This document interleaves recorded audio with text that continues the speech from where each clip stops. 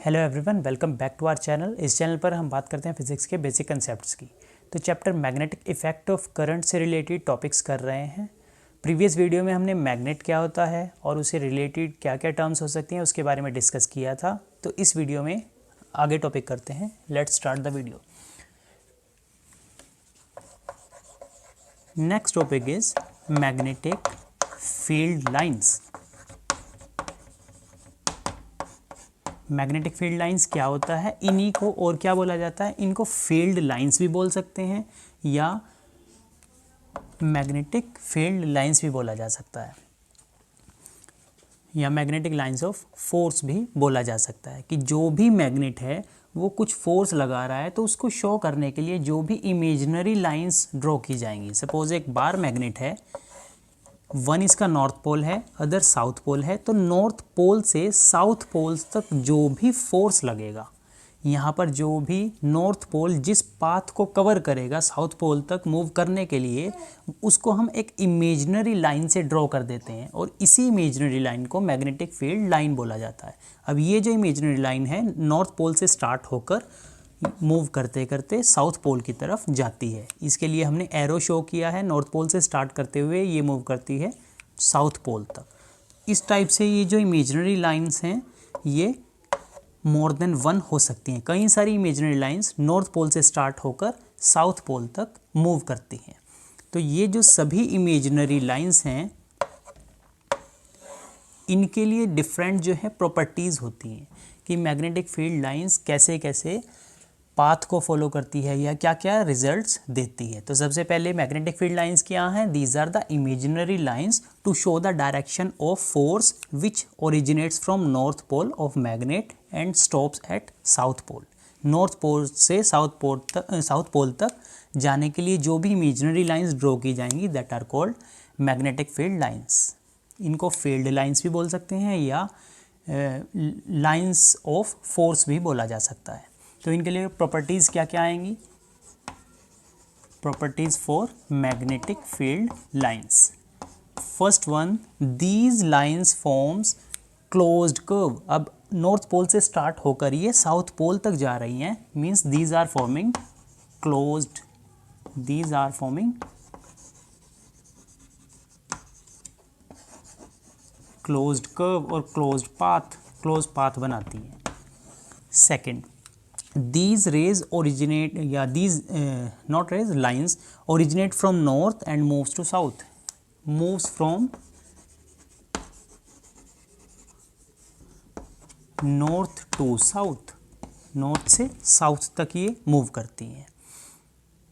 और next point, two imaginary lines, यहाँ पर जो दो लाइन है कोई भी दो लाइन कभी भी इंटरसेक्ट नहीं करती, तो लिखेंगे no two lines meet at any point. कि कोई भी दो लाइन किन्हीं भी पॉइंट पर मीट नहीं कर सकती। अगर वन लाइन ऐसे मूव कर रही है अदर ऐसे मूव कर रही है तो इनके बीच में गैप हमेशा सेम होगा। मीन्स ये लाइंस हमेशा कैसे मूव करती हैं? पैरेलल मूव करती हैं। तो no two lines meet at any point, जो दो लाइंस हैं वो कहीं पर भी मीट नहीं करती हैं। नेक्स्ट, जो मैग्नेटिक फील्ड है वो क्या है? एक वेक्टर क्वांटिटी है। मैग्नेटिक फील्ड लाइंस यहाँ पर शो की गई हैं। उससे पहले मैग्नेटिक फील्ड जो है capital B, it is a magnetic field line, magnetic field strength बोलते हैं इसको। B is a vector quantity. Vector quantity means it is showing direction as well as magnitude. ये दोनों बातें बताती है, डायरेक्शन के बारे में भी और मैग्नीट्यूड के बारे में भी। तो ये एक वेक्टर क्वांटिटी हो जाती है। नेक्स्ट, जो मैग्नेटिक फील्ड लाइंस हैं वो क्या करती है हमेशा कि जब भी ज़्यादा लाइंस, जो क्लोज़र लाइंस हैं वहाँ पर पता लगता है कि ज़्यादा फील्ड स्ट्रेंथ प्रेजेंट है। जैसे जैसे उनके बीच में अगर गैप ज़्यादा होता है तो वहाँ पर लेस स्ट्रेंथ प्रेजेंट है। अब जैसे यहाँ पर एंड्स पर हम देखते हैं कि जब लाइंस यहाँ इस साइड से नॉर्थ से साउथ की तरफ मूव कर रही है, यहाँ पर गैप है बट लास्ट में इधर बहुत सारी लाइंस प्रेजेंट हैं। नॉर्थ पे भी बहुत सारी लाइंस प्रेजेंट हैं, साउथ पे भी बहुत सारी लाइंस प्रेजेंट है। इट मीन्स जहाँ पर ज़्यादा लाइंस प्रेजेंट होंगी वहाँ पर स्ट्रेंथ जो है, मैग्नेटिक फील्ड स्ट्रेंथ वो भी ज़्यादा होगी। तो B is more for closer lines, कि जब भी क्लोजर लाइंस बनेंगी वहाँ पर मैग्नेटिक फील्ड स्ट्रेंथ भी ज़्यादा होगी। मीन्स उस पोर्शन में कोई अदर जो मटेरियल है वो आयरन लाइक होगा, वो एकदम से अट्रैक्ट हो जाएगा इजीली। तो पोल्स पर ज़्यादा मैग्नेटिक फील्ड प्रेजेंट होती है या मैग्नेटिक फोर्स प्रेजेंट होता है। तो ये था हमारे पास properties for magnetic field lines. Next topic आता है direction of magnetic field. How can we find direction of magnetic field, कि मैग्नेटिक फील्ड कौन सी डायरेक्शन में मूव कर रही है, ये हमें कैसे पता लगेगा।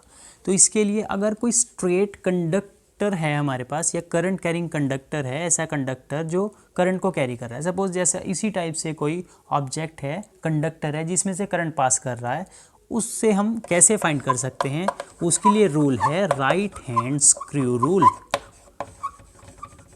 राइट हैंड स्क्रू रूल इस या राइट हैंड थंब रूल भी बोल सकते हैं इसको, right hand thumb rule. Maxwell screw rule भी इसी को ही बोला जाता है। इसके अकॉर्डिंग क्या होता है, कोई भी कंडक्टर है, इस कंडक्टर को अगर राइट हैंड में प्लेस किया जाता है और यहाँ पर थंब की जो डायरेक्शन है, अगर वो करंट की डायरेक्शन सपोज की जाएगी, कि हमने कंडक्टर को ऐसे बाइंड किया हुआ है या ऐसे कैप्चर किया हुआ है कि थंब अपवर्ड है, मीन्स ये जो डायरेक्शन है कंडक्टर की, ये करंट की डायरेक्शन होगी थंब के इक्वल। मतलब थंब जो है करंट, अगर करंट की डायरेक्शन में प्लेस किया जाए तो जो सभी फिंगर्स हैं वो कौन सी डायरेक्शन के बारे में बताएगी, वो बताएगी फील्ड की डायरेक्शन के बारे में। कि अगर थंब को ऐसे स्ट्रेच किया गया, यहाँ पर सभी फिंगर्स क्या करेंगी उस टाइम से, इस टाइप ये है, अगर थंब को अपवर्ड किया तो फिंगर्स क्या कर रही हैं, इस टाइप से ये डायरेक्शन शो कर रही हैं यहाँ पर। तो जब भी थंब करंट की डायरेक्शन को शो करता है, उस केस में जो फिंगर्स होंगी वो कौन सी डायरेक्शन के बारे में बताएंगी, मैग्नेटिक फील्ड के बारे में बताएगी।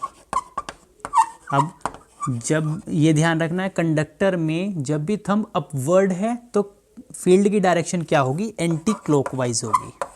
एंटी क्लॉकवाइज होगी। कैसे होगी, इसको आप अपने आप से चेक कर सकते हैं। कोई भी पेन है, कोई भी कंडक्टर है, उसको आप वन हैंड में, राइट हैंड में अगर प्लेस करते हैं, करंट अगर अपवर्ड डायरेक्शन है तो उस टाइम पे देखो क्या हो रहा है, फिंगर्स कौन सी डायरेक्शन शो कर रहे हैं, इस टाइप से। तो ये जो मोशन होता है ये कौन सा होता है, ये एंटी क्लॉकवाइज ही तो होता है। अगर हम यही डायरेक्शन इन्वर्ट कर देते हैं कि जो थंब की डायरेक्शन है वो डाउनवर्ड कर दी जाती है, उस केस में जो फिंगर्स हैं वो कौन सी डायरेक्शन को शो करेंगी, वो क्लॉकवाइज डायरेक्शन को शो करती हैं।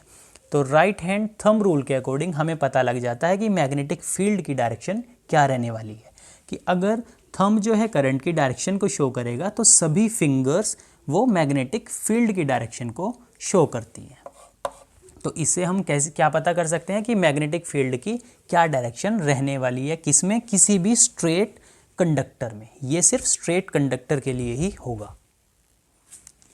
नेक्स्ट, इसी कंडक्टर में अगर हमें मैग्नेटिक फील्ड की वैल्यू फाइंड करनी है, कि डायरेक्शन तो पता लग गई कि यहाँ पर अपवर्ड के लिए एंटी क्लॉकवाइज है, अगर उसकी मैग्नेटिक फील्ड की वैल्यू या मैग्नीट्यूड अगर हमें फाइंड करना है, मैग्नीट्यूड ऑफ मैग्नेटिक फील्ड, ये कैसे फाइंड किया जाएगा। मैग्नेटिक फील्ड मीन्स अगर हमें B की वैल्यू फाइंड करनी है, वो कैसे फाइंड होगा। B क्या है, मैग्नेटिक फील्ड स्ट्रेंथ या मैग्नेटिक फील्ड का जो मैग्नीट्यूड। अब B जो है, कोई भी जब कंडक्टर है तो B जो मैग्नेटिक फील्ड स्ट्रेंथ है या मैग्नीट्यूड ऑफ मैग्नेटिक फील्ड है, उसकी वैल्यू कौन कौन से फैक्टर्स पे डिपेंड करती है, इसके लिए ये पता होना चाहिए। सबसे पहले तो कंडक्टर है वो क्या वर्क कर रहा है, ये कंडक्टर करंट कैरी कर रहा है, साथ साथ ये क्या कर रहा है, सोर्स बन रहा है फॉर मैग्नेटिक फील्ड, क्योंकि मैग्नेटिक फील्ड यहीं से ही जनरेट हो रही है, फोर्स यहीं से लग रहा है, तो उसके अराउंड जो भी फील्ड होगी वो मैग्नेटिक फील्ड इसी कंडक्टर के कारण पॉसिबल हो पा रही है। तो यहाँ पर B डिपेंड करता है, एक तो B के लिए सोर्स होगा स्ट्रेट कंडक्टर, जो भी करंट कैरिंग कंडक्टर है, कोई वायर है, कुछ भी। अब इसकी वैल्यू फर्स्ट कौन से फैक्टर पे डिपेंड करती है, it is directly proportional to current that is carried by a conductor. जो भी करंट कंडक्टर कैरी कर रहा है, बी डायरेक्टली उस पर डिपेंड होगा। सेकंड कि मैग्नेटिक फील्ड का उसी कंडक्टर से कितना डिस्टेंस है, उसको अगर स्मॉल आर से डिनोट किया जाए तो ये उसके इन्वर्सली कि जितना ज़्यादा डिस्टेंस होगा उतनी ही कम मैग्नेटिक फील्ड प्रेजेंट होगी, जितना कम डिस्टेंस होगा उतनी ज़्यादा मैग्नेटिक फील्ड स्ट्रेंथ प्रेजेंट होगी। कि पास जितना पास होगा कोई भी जो मैग्नेटिक फील्ड जिस पॉइंट पर हम मैग्नेटिक फील्ड फाइंड कर रहे हैं, अगर वो पॉइंट कंडक्टर के नियर बाय होगा तो वहाँ पर फील्ड स्ट्रेंथ भी उतनी ही ज़्यादा होगी। तो इन दोनों फैक्टर को कंबाइन किया जाए तो ये बन जाता है B directly proportional to I over R. एक बात और है कि करंट जितना ज़्यादा होगा फील्ड भी उतनी ज़्यादा होगी, क्योंकि डायरेक्टली है। इन्वर्सली के लिए डिस्टेंस जितना ज़्यादा होगा फील्ड स्ट्रेंथ उतनी कम होगी। करंट ज़्यादा, फील्ड स्ट्रेंथ ज़्यादा, डिस्टेंस ज़्यादा, फील्ड स्ट्रेंथ कम। कंबाइन किया गया, प्रोपोर्शनैलिटी का साइन अगर एलिमिनेट किया जाए तो ये बन जाता है mu naught I over 2 pi R. और बी क्या है? Magnetic field strength. इसके यूनिट्स होते हैं टेस्ला। साइंटिस्ट थे निकोला टेस्ला, उनको ही ऑनर करने के लिए इसके यूनिट्स बनाए गए टेस्ला, और कैपिटल टी से डिनोट किया जाता है। तो ये जो रिलेशन हमारे पास आ जाती है ये मैग्नेटिक फील्ड स्ट्रेंथ को फाइंड करने के लिए वैल्यू है कि किसी भी करंट कैरिंग कंडक्टर में कितनी मैग्नेटिक फील्ड स्ट्रेंथ प्रेजेंट हो सकती है, ये उसको कैलकुलेट करने के लिए वैल्यू है। तो इस वीडियो के लिए इतना ही। जो भी टॉपिक है आपको बिल्कुल बेसिक से बताया जा रहा है, वीडियो को ध्यान से देखें, रिपीट करें। कोई टॉपिक नहीं समझ आता कमेंट ज़रूर करें, बीच में अगर कोई डाउट आता है। और नोट्स कैसे प्रिपेयर करने हैं वो भी आपको बिल्कुल ईजी वे में बताया जा रहा है। इसी टाइप के अगर आप और वीडियोस चाहते हैं तो चैनल को ज़रूर सब्सक्राइब करें और लाइक और कमेंट ज़रूर करें, शेयर भी करें। Thank you very much.